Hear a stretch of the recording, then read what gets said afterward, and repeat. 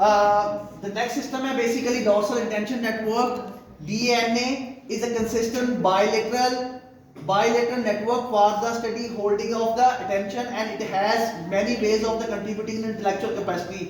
ये ब्रेन का वो नेटवर्क है, डॉर्सल कहते हैं बेसिकली, आई मीन अपर्चर जो है बेसिकली इसका दूसरा नाम है, अपर्चर कहते हैं। ये ब्रेन का कैमरा देख रहे हैं आप लोग। जब आपने किसी बहुत ज़्यादा इंफॉर्मेशन बाहर पड़ी हो, उसमें से किसी स्पेसिफिक इंफॉर्मेशन को नैरो डाउन करके उसमें फोकस करना हो, इसे अपर्चर कहते हैं। तो ये ब्रेन का एरिया फोकस करता है किस चीज़ के ऊपर, स्पेसिफिक इंफॉर्मेशन के ऊपर। फोकस करने में, जब भी अटेंशन देने में, जब भी बात करेंगे तो कौन सा एरिया होगा, डॉर्सल नेटवर्क। ये नहीं होगा तो दूसरे नेटवर्क क्या होंगे, इंटरनल इंफॉर्मेशन आ रही है या एक्सटर्नल इंफॉर्मेशन वो आएगी, क्योंकि आप फोकस नहीं कर पाएंगे। विजुअल देख रही हैं तो विजुअल में इसमें फोकस नहीं कर पा रहे एक चीज के ऊपर, तो हजारों इंफॉर्मेशन है ना एनवायरनमेंट में, सारी आ जाएंगी तो दिमाग बदल हो जाएगा।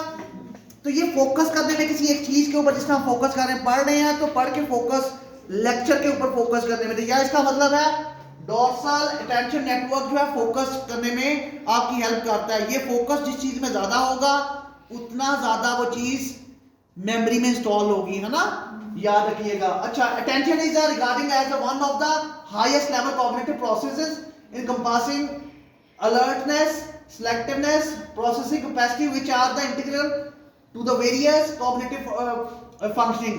अगर आप किसी चीज पे फोकस नहीं कर पाते, सिलेक्ट नहीं कर पाते, है ना, अलर्ट नहीं होते, सेंसिटिवली चीजों को नहीं देखते, है ना, चीजों के ऊपर फोकस नहीं करते, सिलेक्ट नहीं कर पाते, चीजों को देखते नहीं, तो कॉग्निटिवली वो आपके दिमाग में जाएगी, स्टोर होगी।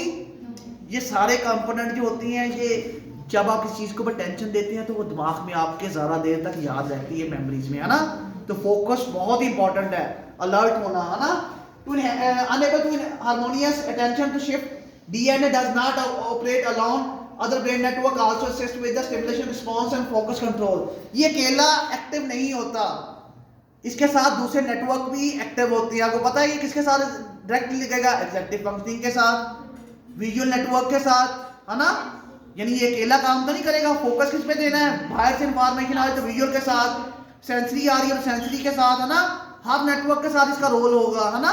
आ जाइए next, DNA is bilateral network. Bilateral का नेटवर्क का मतलब ये होता है दोनों नेटवर्क है ना, ये हेमिस्फीयर्स हैं ब्रेन का, दोनों क्रोनल है, इसमें लेटरल कहते हैं आखिर वाले हिस्से को ब्रेन के, कॉर्नर्स को कहते हैं।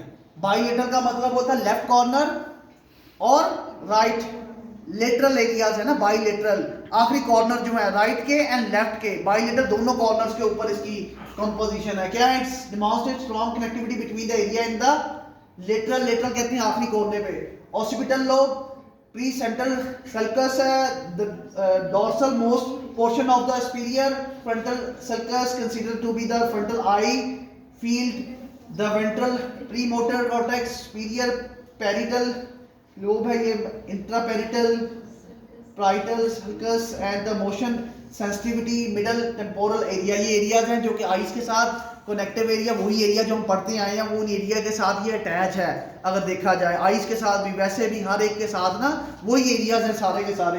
ये एरियाज इस शक्ल में है आपके सामने। नेक्स्ट, अब इसका फंक्शन देखते हैं क्या है, न्यूरोजनरेटिव डिजीज एंड स्ट्रोक्स, ठीक है। Condition like neurodegenerative disease and the stroke can lead to the impairment of the top down processing and symptom of the spatial neglected particularly associated with the stroke induced damage to the right hemisphere। Right hemisphere में ये होगा कि stroke और ये जो neuro disease होंगी ये arise होंगी इसकी इंपेयरमेंट से, है ना।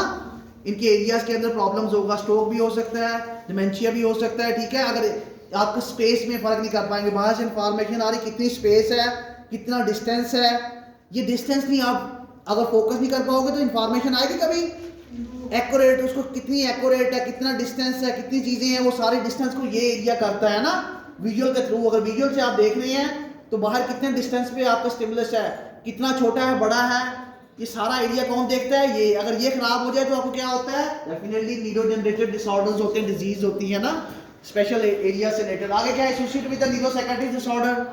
DNA is the link to the neuropsychiatric disorder as schizophrenia and attention deficit ADHD with the abnormal activity with the fluctuation between the major network contribute to the inattentional behavior and lapses in the attention, अगर इन दोनों networks में या दूसरे networks में कहीं भी dysfunctioning होगी तो कौन से डिसऑर्डर होंगे?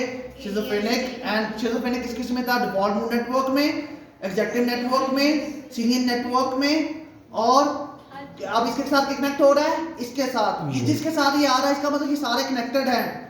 एक नेटवर्क में प्रॉब्लम भी आएगी तो क्या होगा? पूरे का पूरा नेटवर्क डिस्टर्ब हो जाएगा ना।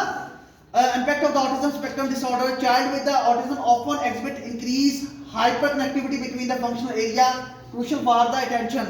इसके जो एरियाज होंगे टेंशन वाले वो स्पेसिफिकली हाइपर एक्टिव हो जाएंगे, बहुत ज्यादा ओवर एक्टिव हो जाएंगे, बहुत जगह फोकस, छोटी छोटी चीजों पे फोकस करेगा बहुत ज्यादा, जब फोकस करेगा बहुत ज्यादा चीजों पे ओवर एक्टिव ये ब्रेन का एरिया होगा तो क्या होगा? ऑटिज्म होगा।